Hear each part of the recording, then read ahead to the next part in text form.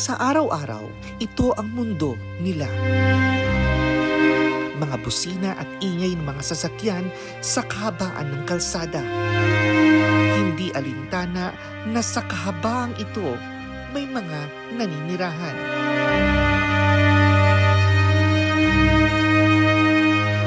Sa esterong ito nakilala namin si Nanay Nida.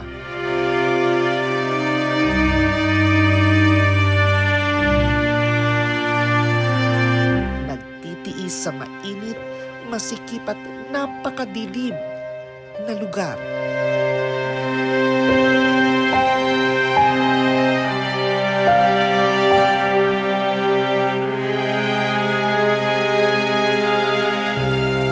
Puno ng basura.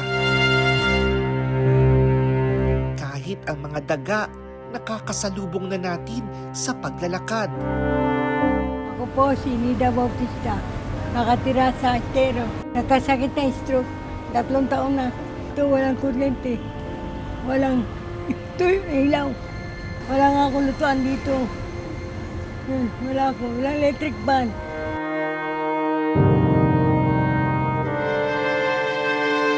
Tangi ang nag-iisang apo niya ang kasakasama niya sa bahay. Ang pinakamahirap pa, may sakit sa pag-iisip ang kanyang apo. At dahil hirap ng kumilos si Nanay Nida at walang pinagkakakitaan sa araw-araw, kahit nga pangkain, ipinanlilimos nila sa mga kapitbahay. Minsan walang gutom ka, walang pera. Ano ka bibigyan ko, wala rin pera. Buti ka mapagkaya, bibigyan ka. At paano? Tulad niya, nagluluto. Sabi niya, kung bibigyan kita mamaya, kakainin ako. Kung 2 kami, wala tayo magagawa.